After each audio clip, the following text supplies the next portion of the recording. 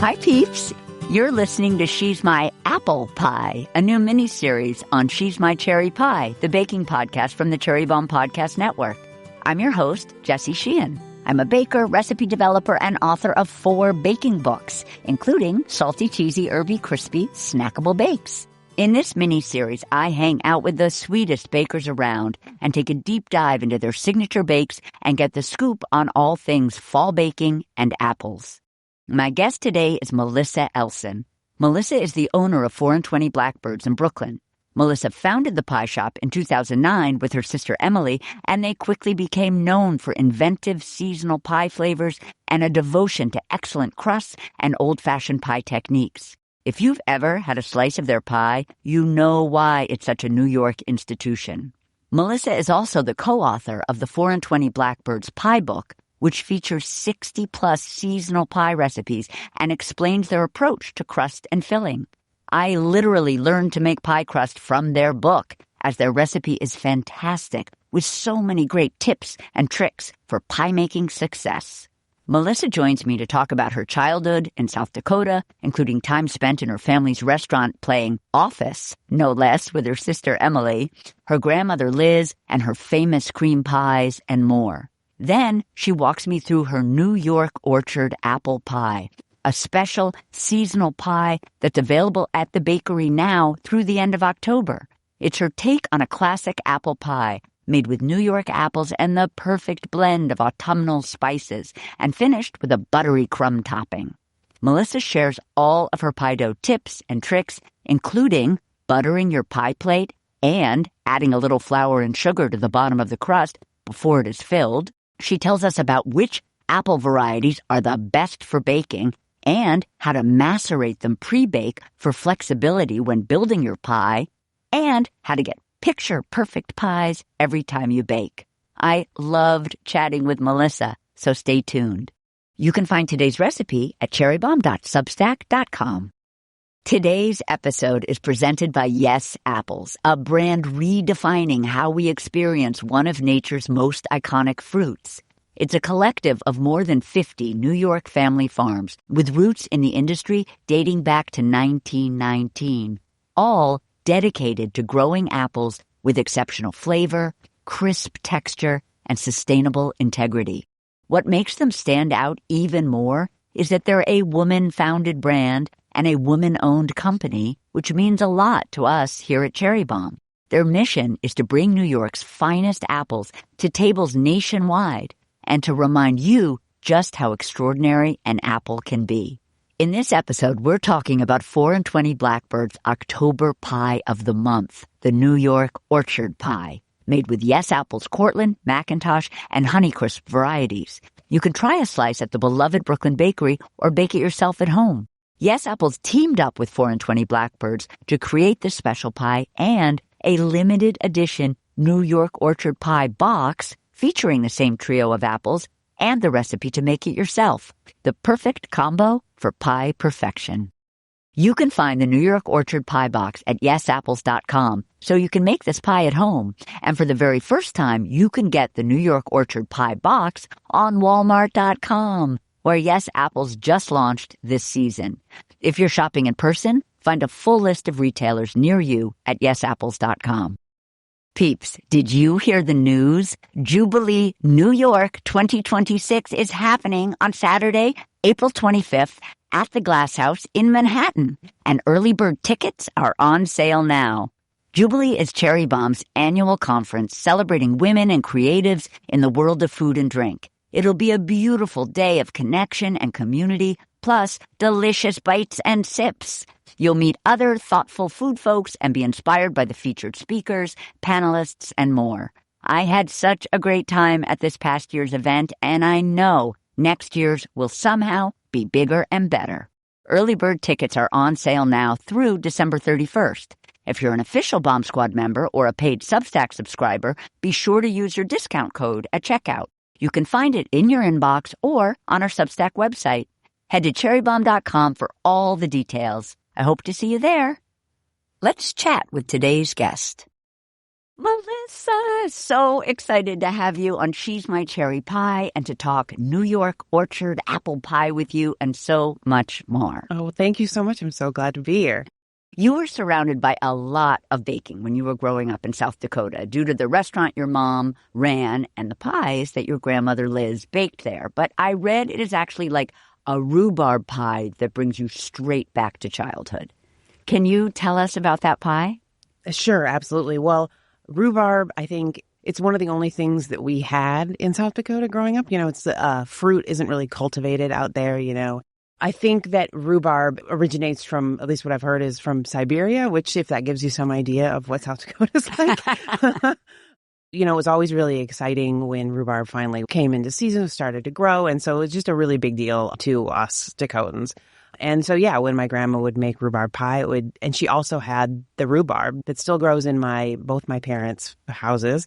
It's really a beautiful red rhubarb. And I remember rhubarb pie, but I also really remember rhubarb crisp, which my mom would make. Yum. And I really specifically remember this. So she would make the oat. It was an oat base with an oat topping. And she would mix that up first. And it was meant to do both things, be the bottom and the top.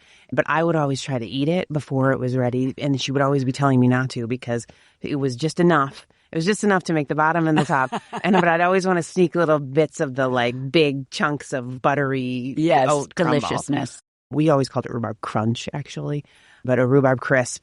And then we would always put evaporated milk over the top of it. Yum.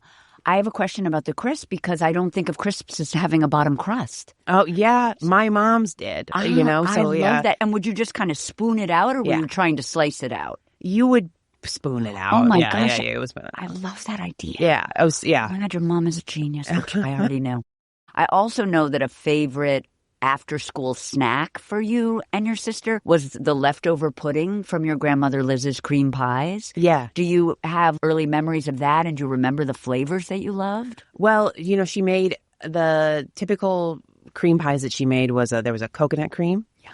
There was a sour cream lemon, which is in our book, actually. So an homage to that particular combination. And then there was also sour cream raisin. So, yeah, it would have been any of those. And, when you're making pie filling, there's always a little bit left. Sometimes there's just a little more than what can fit into the shell. So yeah, the coconut cream was really a favorite, obviously. I love that so much.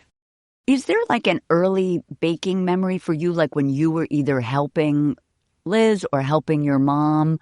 Yeah, I would say that the rhubarb crunch is definitely an early memory of helping out and being there when that was happening. And then otherwise, I think we just grew up around food preparation constantly by being in the restaurant. We would go there in the morning for breakfast before school. I'm from a very, very small town. It's 10-minute walk to the restaurant, 5-minute walk to school. So, we spent a lot of time there. And so it was always just happening. And my grandmother was always there in the back. Or if she wasn't baking, then she was sitting down reading the newspaper. Aww. So you were just hanging out with her. And then, it was just where we spent all our kind of free time if mom was working. Yeah. Dad was working. So I was going to say that we cannot talk about your South Dakota childhood without talking about the Calico Kitchen, the restaurant and sort of community gathering place that your mom ran with her two sisters and where Liz baked her pies, and basically your second home when you and Emily were growing up. Absolutely. I read this and I loved it so much. Not only did I read that it was like your second home, but it was like a playground for your creativity. Can you unpack that? We were, like I said, we were always there. So, whether it was you took the big toilet paper boxes and took them out to the back, build houses out of them. Oh, I love that memory. Yeah. Or we used to we to play, we called office, so we'd take some of the office paperwork out of the garbage and we'd pretend we were running a business or, we were just always there. And it was a different time, the late 80s, early 90s. And we were, again, in a very small town. We really had to entertain ourselves. And then when we got a little older, definitely we got to mess around with ingredients and stuff a little bit, They didn't want us making too much of a mess, but they definitely, my mom would let us mess around with things. So tell us about some of your jobs at the restaurant. I know that as soon as you were old enough, you were washing dishes, then kind of graduated to waiting tables, and then graduated to making pie with Liz. Is that fair? Definitely dishwashing for sure. That was, especially on the weekends. All of the children of the family were enlisted to help out at the restaurant. We were the extra labor force. So yeah, definitely started there. And then, yes, we did also do waitressing. We never actually helped my grandma make the pies, but it was just kind of more like the environment of it being around and being there. So we definitely waitressed, and then we ended up eventually, when you were old enough, you could actually be the cook helper. We, help whoever was in charge for the day on the weekends mostly. Just, do whatever they needed to do. So that's interesting. So you guys actually never were baking pies when you were working at Calico Kitchen? No, I think, the inspiration for the company and the pie and everything really just comes more from the idea of it. Yeah. Even our recipes aren't necessarily straight up our grandmother's recipes. We wanted to refresh things and, put our own spin on them and our more modern take on things. But it's more just the inspiration of her and and how much people loved them, I guess, too. Like a story I always like to tell is that, it's a rural area. So there'd be delivery drivers driving from town to town, whether it was like the Coke delivery guy or the food service delivery guy. And they always wanted our grandma's pies. So they would always get a slice of pie from the restaurant. And so it was like a destination for them. We'll be right back. Hi, everybody. It's Carrie Diamond. I'm the founder of Cherry Bomb and the host of Radio Cherry Bomb. In case you hadn't heard, Cherry Bomb is on Substack. If you're a Substack lover like me, be sure to check it out and subscribe. You can subscribe for free or become a monthly or annual paid subscriber. Each Saturday, we post a recap of She's My Cherry Pie, plus all the fun baking news of the week. We also have recipes, the Cherry Bomb Friday newsletter, and special features from Cherry Bomb's print magazine, like the Missy Robbins cover story from our Italy issue. If you're new to Substack, think about it as the home of modern blogs. If you love reading, writing, recipes, it's the place for you. Visit cherrybomb.substack.com. Now back to our guest. This is really an important piece of the story of Calico Kitchen, that your mom ran it with her sisters. So Liz's children essentially ran the restaurant. I know you said you weren't actually maybe making the pies. It was more the idea of the place that inspired you and Emily to open the bakery. I feel like if you grow up in a family business where sisters are working together to create something, probably it made absolute sense to you guys that you and Emily would do something together. Yeah, I think it was definitely very natural. Obviously, yes, the whole sister business. And then growing up in a small town, people there are entrepreneurial by nature anyway. And my family, most of, my dad's an independent farmer. My uncle owned the service station. So everybody I kind of grew up looking up to, they kind of did their own thing. So I guess it was just natural to be entrepreneurial in that way. I love that. Post-college, you guys both eventually landed in Brooklyn, where Emily already was, and started baking pies for dinner parties, and friends were encouraging you to pursue it professionally, which you actually did in 2009, by baking pies in your Crown Heights apartment. At that point, was it custom orders, word of mouth? Friends would just ask, through the grapevine, people knew you were making really delicious pies. Yeah, exactly. So I guess I moved here in 2009, and there wasn't a lot of work available. It was, recession time. So I was doing odd jobs and stuff. And, I think, one of the reasons I studied business is because, thinking that maybe I'd do something on my own someday. But I will say that even when I was in college and they would be like, what kind of business would you like to start? And I would be like, the only thing I could think of was a food business. Oh. And then I was like, was that just because that's what I know? But, there's also that saying, do what you know. But I also was like, oh, I know how much hard work it is. It's long days. It's just a lot of labor. And I also liked doing it as a hobby. And I was like, am I going to ruin this thing that I like to do by making it into my work? But, we started doing that kind of as a side gig. And it did mostly because it was fun. It was fun. It was exciting. It was fun to think of new ideas. And neither of us are professionally trained in any way. And, I've said this before, but just because we grew up in the restaurant doesn't mean we knew how to run a restaurant. We really had to learn that the hard way. And I'm still learning it every day. In 2010, you guys opened 420 Blackbirds in Gowanus, Brooklyn. Grandmother Liz died right before the bakery opened. You opened it because to you guys, what you were seeing in Brooklyn or New York City at the time, no one was focusing exclusively on pies, homemade, seasonal ones. And it seems like it was just the natural order of things that you should go into business with Emily and your sister. I had a question about, like, did you ever fantasize about having a business with Emily? But because of that story of you playing Office in the back of the restaurant, I feel like there was always from using the paper from the garbage. Right. I love that so much. So tell us about the vibe of the bakery, which obviously has changed over the almost 2 decades that it's been opened.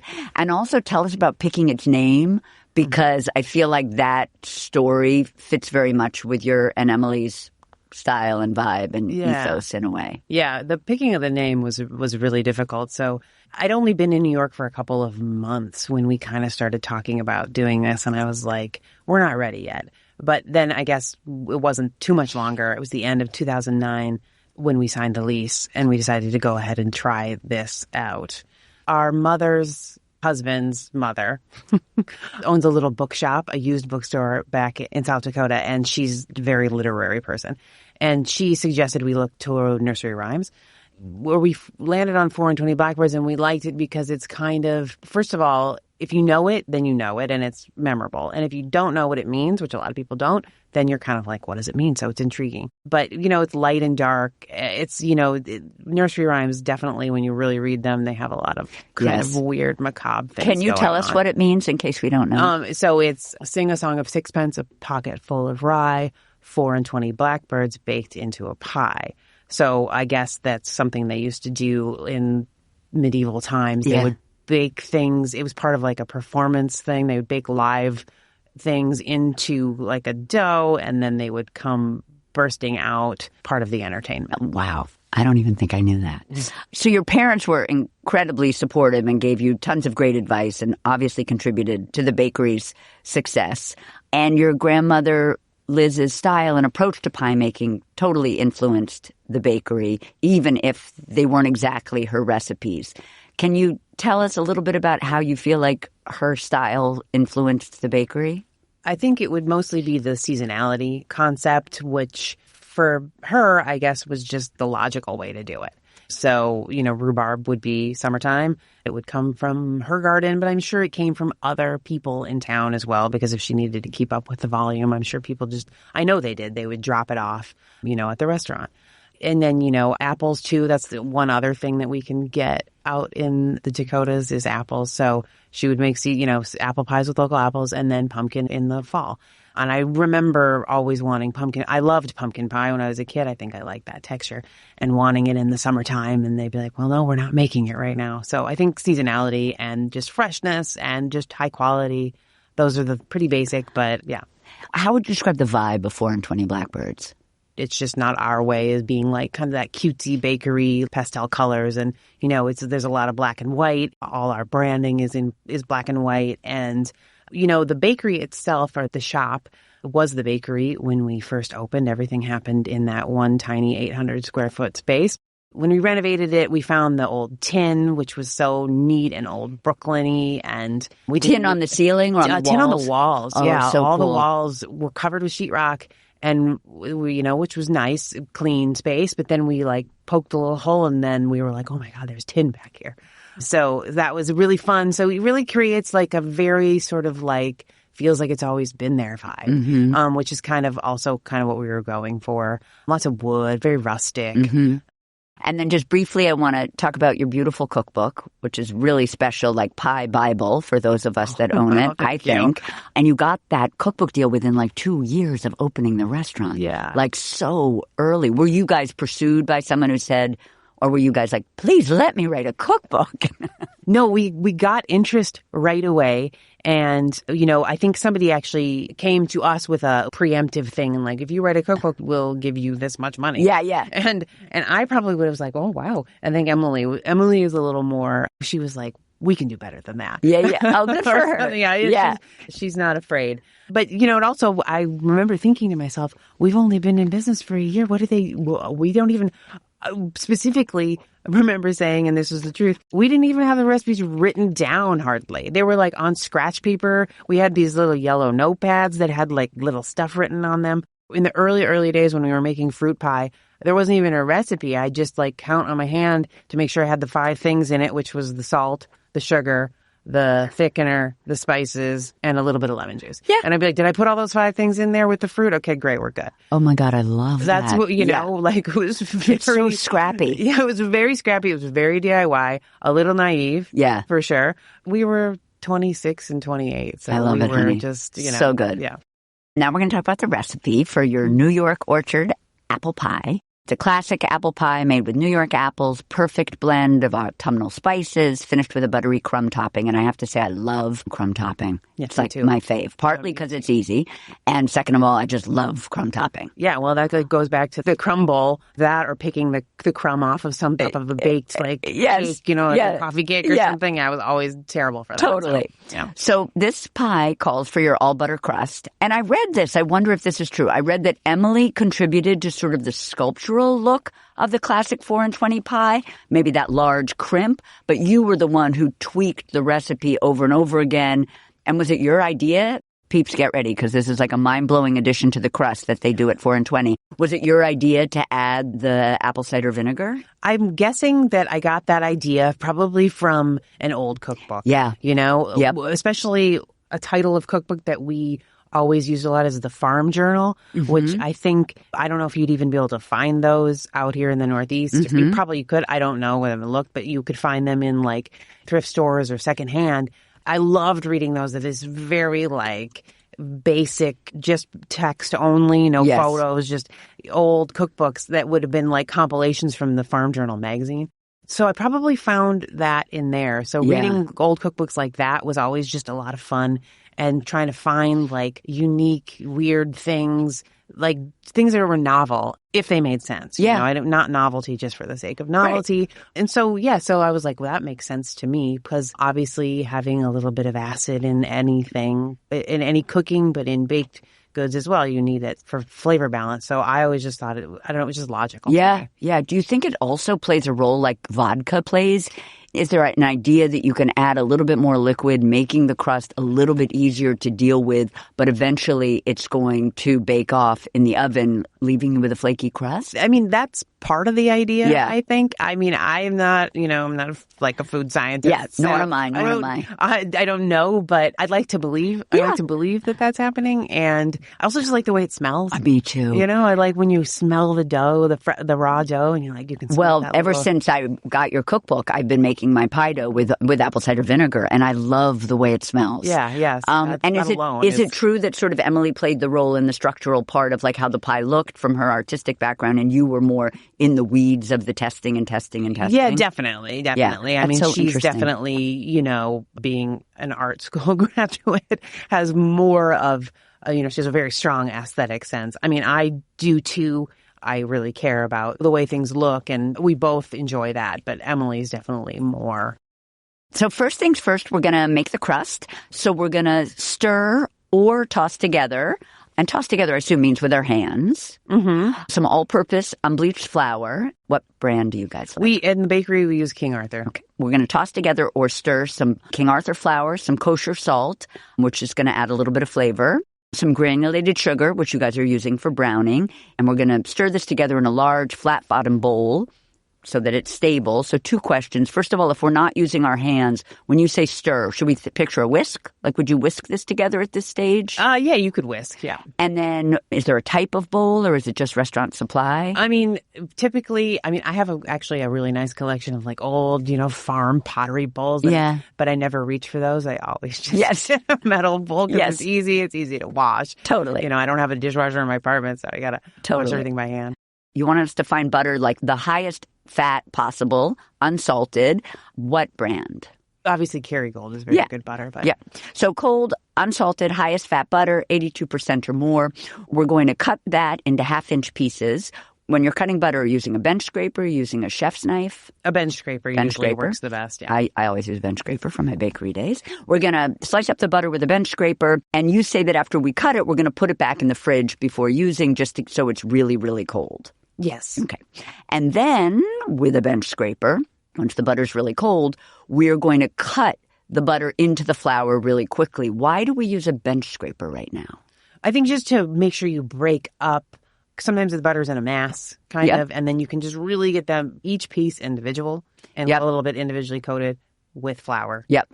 And then we're going to change over to a pastry blender once we've done that. Is there a brand of pastry blender or bench scraper that you guys like? Yeah, typically the OXO ones, they have a good handle. They're ergonomic to hold on to.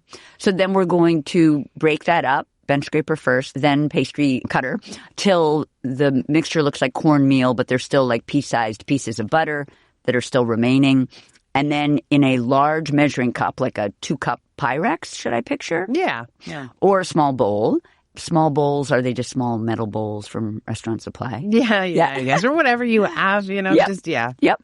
Or in a small bowl, we're going to combine some cold water, some apple cider vinegar, which relaxes the gluten, adds a little tang, tenderizes, and some ice. And then we're going to sprinkle 2 tablespoons of that ice water mixture over the dough, incorporating it with the bench scraper.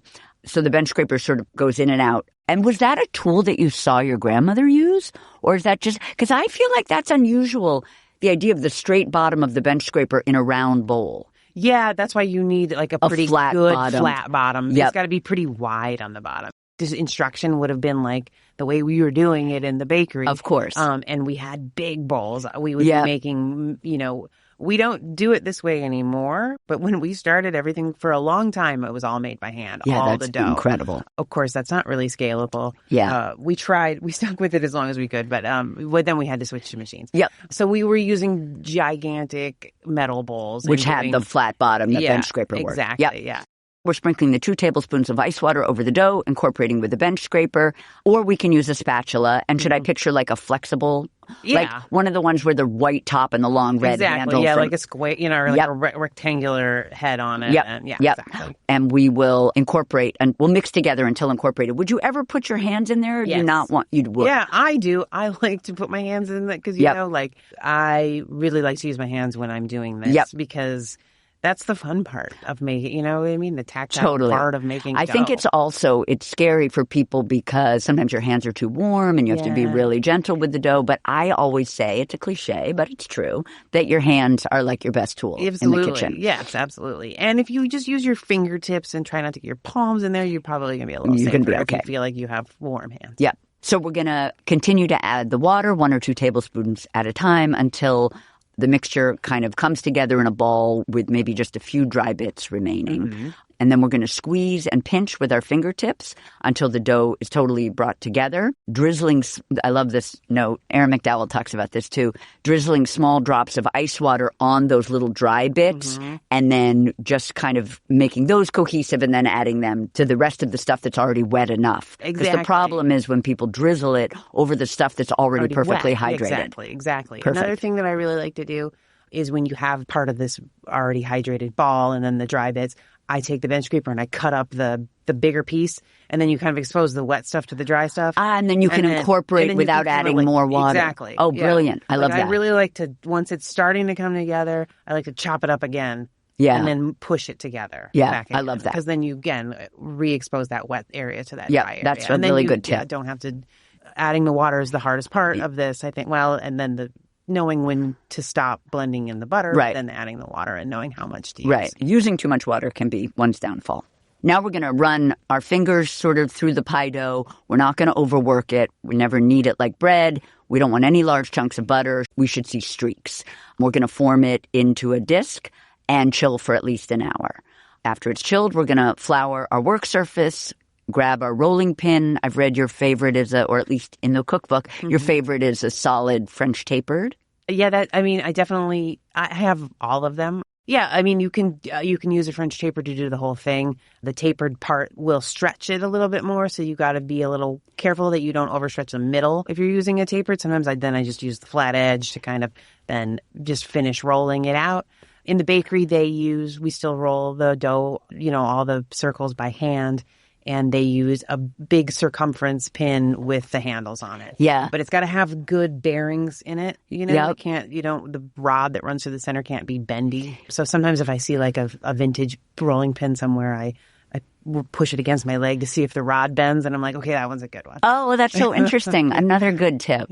Yeah, I think it's great. In the book, you sort of give, this is so like granular and nerdy, and I think perfect for my beloved She's My Cherry Pie listeners. Like you guys actually give instructions on this is how you use a French pin. This is how you use one with the ball bearings and the handles. And I loved the specificity because people will often say you can use whatever pin you want, but you guys have, we're going to go through it now, but you guys have really specific instructions about how each pin works, which I love.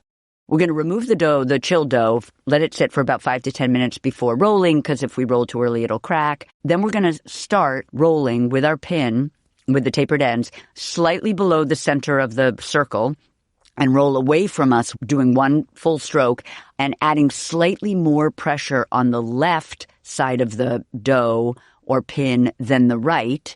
So we're kind of doing our flattening in the upper left quadrant of the dough. I know this sounds like math or something, but don't get scared. And then we'll decrease the pressure as we get to the edges. And then after that one stroke, we'll now move the dough an eighth or a quarter inch counterclockwise, sprinkle a little more flour, and do that again. Yeah. I thought that was fascinating. And then as the circle gets bigger, you want to make sure you're not overstretching the dough.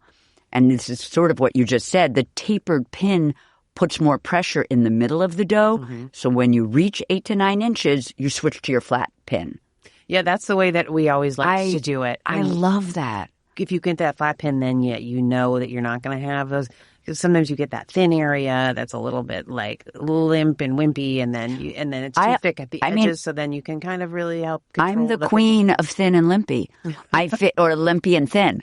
I feel like that's always happening to me, and it never occurred to me. I don't even think I have a pin with handles. I want to have one. Yeah. Because I was just like, oh, French tapered. Yeah. And now I'm thinking like, or there's the dowel ones. Yeah, the dowel. I do have that. Yeah, I do have that. So you can use that, and it doesn't have to have the handles. I know. I feel like the handle one is sort of like out of fashion. I know, right? But it's so like a sort of like less, like you said, less like sexy or something. Like people are like, I need my tapered pin. Yeah. I just think that's fascinating. So many great tips from a pie wizard. Okay, so now, again, there are instructions for just using the flat pin. If you're using a flat pin, you don't have to do all that just pressure on the left, etc. You're doing one stroke, moving, doing one stroke and moving. Yeah, and you just don't want to roll off the edge, right? You don't want the edges to be too thin. Yeah, so because it'll do you flatten kind of stop right before the edge, or do you go over the edge but just really gently? I mean, probably kind of go over the edge, but really lightly. Yeah. I was like, I have to think. Of course, because your body just does it naturally. Yeah, exactly. Yeah, it's like learned behavior. So if any cracks appear, we'll use a small piece of dough from the edge to fix that, or we'll use water on our fingertips. We're going to roll till it's about 2 to 3 inches bigger than our pie plate. And I loved this make-ahead tip. I've actually never I've made ahead, obviously, discs of dough, but you're recommending that you can also roll it out on parchment and then roll it up within the parchment, like into a tube, and then freeze it. Yeah. And then let it thaw 15 minutes till... I thought that was really smart. When you're letting it thaw, once it's pliable, you just kind of very gently unfurl it, as it were. Yeah. You just don't want to try to unfurl it too early because it'll crack. Yeah. Now we're going to make the crumb topping, mine and Melissa's favorite. And we're going to stir together that King Arthur flour, some light or dark brown sugar. Do you have a preference? Light or dark? If I had to pick, probably dark, just because it's more flavorful. Yeah. And some granulated sugars and some kosher salt in a large bowl. So first of all, is this a whisk situation? Yeah. Whisk. Just kind of make sure it's all incorporated together. And then why do you want both? Why is it nice to have both the brown sugar and the granulated? I think that the brown sugar has more flavor and it's a little stickier, right? But then the granulated is good for like dispersion and that sort of crispiness. Yeah. And we're doing this in a large bowl, kind of similar bowl to what we made the pie dough in. And we're going to add some unsalted butter, again, the highest fat you can find, cut into half-inch cubes. At this point, and we cut the butter with our bench scraper. The butter's at room temperature, and we're going to sort of toss it to coat in that dry mixture. Once it's tossed to coat, we'll rub the butter into the dry ingredients with our fingertips until the butter's incorporated and the mixture is chunky but not homogeneous, and we'll chill for at least 15 minutes. So I have a question. Why soften butter rather than cold butter, and do you think it makes a difference? Yeah, so it is different. than a lot of the way you would normally see this made, right? It would be more like cutting the cold butter into the flour. I do think it makes a difference. I think you can get like less homogeneous that way or something, With the cold butter? With the than you would with the cold butter. Yeah. I the think softened butter the kind of softened butter you can kind of, because with streusel or crumb, you really want it to be some chunky bits and then some like sandy areas, and you want it to be all kind of different texture-y, right? And I think it's just easier to. Oh, it's definitely easier. Yeah. I feel like when I'm trying to like break almost frozen or really cold butter into flour, I'm like, hello, fingers that can't work anymore. And that actually brings up, because some pie dough recipes will tell you to use frozen butter, but I never liked that because I always felt like that you ended up like melting the outside of the butter in the process of the pieces, but then the inside would still be frozen. So I never thought that worked. Just cold butter worked well. So I think it's kind of that same concept. You're going to kind of like, if it's cold, you really got to continue to work it. If it's already room temperature, you can just be really quick about it. Yep, makes sense.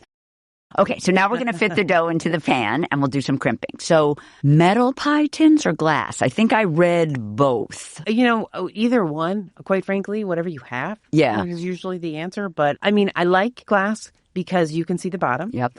And then you definitely know, because that's always a difficult thing with pie, especially for people who are, haven't done it as many times, is to know when the bottom is going to be done. Granted, glass is more insulating, so it also takes a little longer. Yeah. I mean, in the bakery, everything's baked in, in tinfoil pans. Yeah. Disposable. At home, I would use either one. Just a little different temperature if you're using glass or if you're using metal. Just out of curiosity, is there a great brand of an aluminum tin? Because I always find them so flimsy. Yes. And I'm sure you guys have sourced. But, I think they're like Pactive or something. Yeah. It's like food service. Of course. So, but yes, there is a major difference. There are some times we've been like, oh, we could get these. They're a little bit more affordable. Then yes, they bend when you try to pick them up. Yeah, so not good. They have to be sturdy. So, we have one that we've used for a long time, and they can hold up to like, because, when we're baking custard pies at the bakery, they finish at different times. So they really pull them one at a time. So they lift it off the pan out of the oven. And so they have to be able to do that easily. But we're going to generously butter our tin. Why? I feel like that's an unusual pie instruction. I feel like a lot of people just put their pie crust straight into the tin or straight into the glass. Well, I think it does a couple of things. It helps the dough stick in place. Mm-hmm. It like holds it so that when you're crimping, it doesn't slide around. Mm-hmm. And I think that it just adds extra browning. Mm-hmm. Like, more butter is always better. Yeah. I couldn't agree more. Butter for the win. So we're going to fold our piece of dough in half. We're going to lay it over our round dough circle in half. We're going to lay it over the pie plate, unfold it, shimmy it into place. No air bubbles, gaps. We don't want to pull or stretch. Then we're going to trim about 1.5 inches over the rim of the pie plate, the inner rim. I love this tip. There's so many good tips. We're going to sugar and flour the bottom of the pie crust, a half teaspoon of each, and that's to avoid a soggy bottom. That's the idea. That's the idea. That it's just an extra layer of like something to absorb extra moisture at the bottom. Love. So smart. Like both the buttering of the pie plate. I have to start doing both those things. But anyway, now we're going to create this kind of substantial crust edge crimp, which is like the 420 signature, I think. I thought this was interesting. If we're making a lattice crust, we are going to kind of roll the edge of the crust in to make a crimp. Mm-hmm. Double crusted roll inward as well. Since this is a crumb topping, are we rolling outwards? With a single crust pie like that, we roll it under. You roll it under. Roll it under, and then go all the way around, make it kind of a ridge, if you will, and then go through and give it the crimping. Yeah. And the others, you roll it outwards? Yeah, so with the lattice top, the lattice gets laid on, and then we kind of roll it up and over. I got you. Roll it into itself, and then do the crimping. That's how Understood. So we're going to do this rolling fairly tightly. It wants to unravel due to the gluten. Mm-hmm. So we're going to tightly kind of fold it all around the edge. We want to roll and pinch the extra dough under so it kind of makes a wall and sits directly on top of the edge of the pie plate, pinching it tightly so it doesn't unravel. If our fingers are sticky, we'll dip them in flour, and then we'll begin the crimp by making a C with our index and thumb of one hand on the outside of the crust wall, and then press our thumb or probably any other finger into the C from the inside. Listeners, I know that sounds confusing, but it actually is so easy when you... If you do it in front of you, right, make a C and then push your thumb between the C. Or whatever finger from your other hand, your non-C hand, feels comfortable to you. You know, at the bakery, everybody uses, some people do their thumb, some people use their index or middle finger. Yeah, I think I use I'm just like having to visualize it, but I think I use like the side of my index finger. So then we'll just crimp or flute, you know, all the way around. And just make sure that it's kind of standing up on top of the edge of the pie plate so that when it bakes and moves, etc., you're still going to get this big crimp and it doesn't disappear. You want the support of the rim to kind of hold that crimp. It's especially important if you're doing like a pre-baked shell because can either slump and slide down into the pan, which is very sad, or it can melt over the side. So you really just want to use the side as the support so that it stays where you want it. Yep. With this pie, because it's going to get filled with fruit and it's not going to be pre-baked, it's a little more forgiving, so that's good for anybody who might want to try this. Do we still want to chill it at this point for 30 minutes? Yeah, I always chill it. I always want the dough to go into the oven chilled. Yes. Because it'll hold the shape. Yep. And would you chill in refrigerator or freezer? Either one. I often use the freezer if I'm at home because I just know it's going to happen faster. Yeah, of course. Because pie takes a while. Pie is a bit of a process to get it from start to finish. So sometimes you're looking for things that can speed that process up a little bit. Your freezer is like such a great tool that people don't realize. Yeah. I do put the dough in the freezer more often than the fridge. Yep. So now we're going to heat the oven. We'll position oven racks in both the bottom and the center positions. We'll place a rimmed baking sheet on the bottom rack. Heat the oven to 425, a little bit lower, 400 if we're using a metal pie plate. And then the reason we've positioned the oven racks in this way is because we're going to start the baking on a bottom rack, and then we're going to be moving it to the middle. And that just helps the bottom brown nicely. Yep. So now we make our apple filling. Yeah. So we're going to juice 2 lemons into a large mixing bowl. We're going to remove any seeds from the apples, core them, peel them, thinly slice them. We're going to use baking apples, combo of sweet and tart. Yeah. So we always like to use at least 2, if not 3 varieties of apple in the pie. Obviously, we live in New York, so we have amazing New York apples. But you want an apple that's going to hold its shape a little bit and, have a little bit of acid tart flavor. We also like to include an apple that's going to, break down a little bit more and give it a little bit more. You don't want it saucy, but saucy-ish, I guess. I feel like that kind of fills in the gaps so you don't have as much, space in between. That kind of also helps lock up the moisture a little bit too. So it kind of holds everything in suspension. Mm-hmm. Are there particular types of apples that you would use in this pie from a New York orchard per se? Yeah, so some good ones are the Cortland apples, Macintoshes. That's kind of one of the apples that does break down a little bit more like I was talking about, but they're like really appley. It's like classic apple cidery apple flavor. We like to use those. Honeycrisp are really good.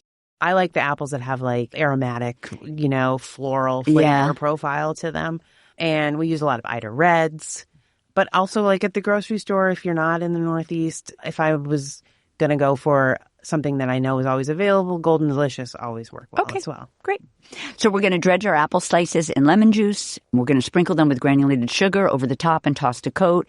I thought this was such an interesting instruction. We're going to set them aside to soften slightly and release some of their juices for 20 to 30 minutes. I never do that with apple pie. Oh, yeah. Tell me about that. Why is that a good idea? Well, so it does a couple of things. It releases a little bit of excess juice, and it also makes the apples more pliable and kind of takes some of their crispness away. Yeah. So that when you are filling the shell with the apples, they kind of fit together better. Oh, that's so smart. Because, often when you're making an apple pie, it mounds up really nice and you put a nice pie top on it and then you bake it and then there's that big space in between. Right, but because the apples kind of shrink when they bake. So you're kind of pre-shrinking them. Oh, I love that, Melissa. So smart. Yeah, it works really well. I was just making I have a recipe called like Better Than Apple Pie Bar. And I was just making that with apples that were so like crispy and chunky and there were so many gaps. Yeah. And I was like trying to fill I love that. Yeah, I love that. That will help with that. I love that. So in a small bowl, we're going to sprinkle some Angostura bitters with some light or dark brown sugar, some cinnamon, allspice, nutmeg, black pepper, kosher salt, and all-purpose flour, and we're going to mix this together. Tell me about why we're adding bitters. Yeah, so that's something we did early on. Again, we were looking for unique things to do with, that's part of one of the 420 signatures is slightly, unique flavor profiles. And, if you smell bitters, like these are just cocktail bitters, but if you smell them, they're spicy, they're warm. It really complements it. And yeah, just an extra layer of something different. Yeah, I love that. And then is there a brand of like cinnamon and allspice and nutmeg that you guys love? I think at home, I often have Frontier Co-op or Simply Organic. The burlap and barrel spices are really, really nice. But I tend to have, I think, mostly Frontier. And I love the addition of black pepper. Is that another little kind of 420 zhuzhing up? Yeah, like I think typical... so. Yeah. Just, and I probably, again, something that you maybe saw in some of these older cookbooks as well. Like, it's a spice and it has a spicy, peppery profile. So it adds a little bit of a savory element too, which, again, it's all about balance. So now we're going to add the filling and top it with the crumb topping. So we're going to drain. I thought this was interesting. So we're going to drain any liquid that has been released from the apple slices, which I thought was interesting because I feel like that has so much flavor. Are you sacrificing flavor when you do that or not really?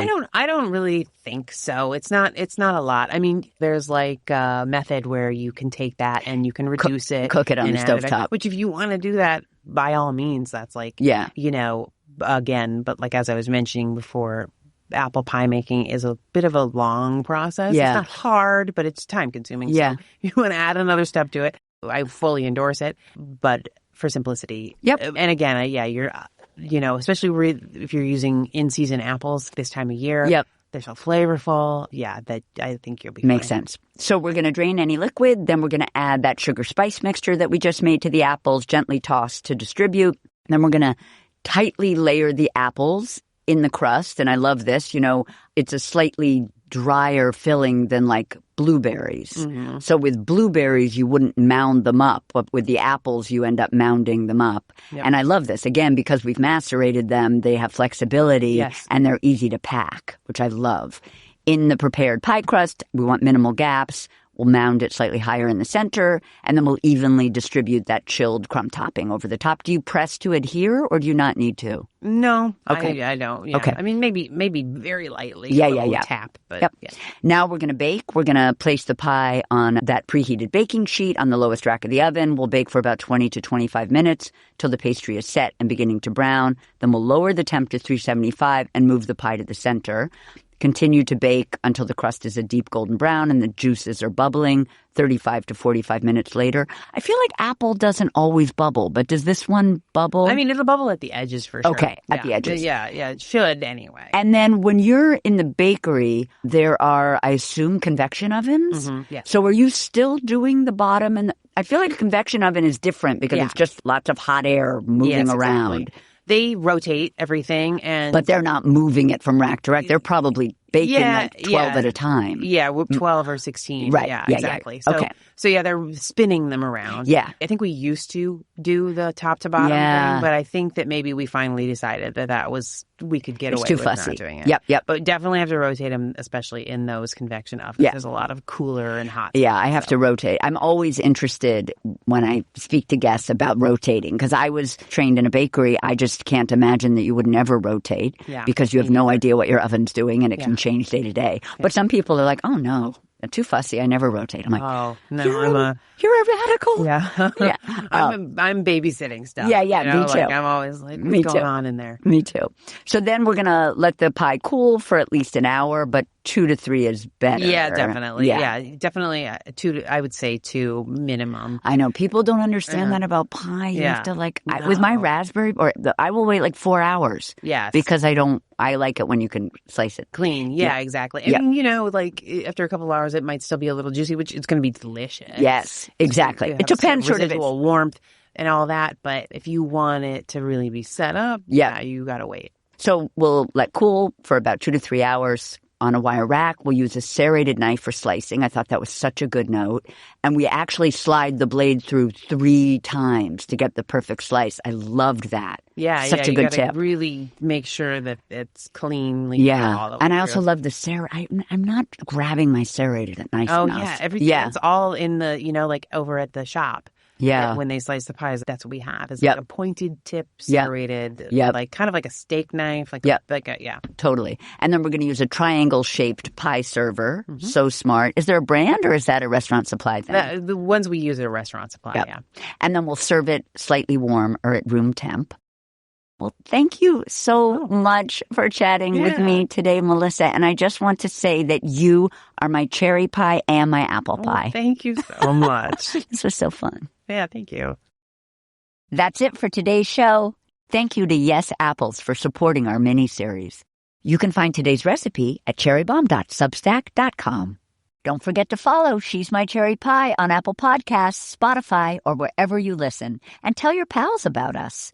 She's My Cherry Pie is a production of the Cherry Bomb Podcast Network.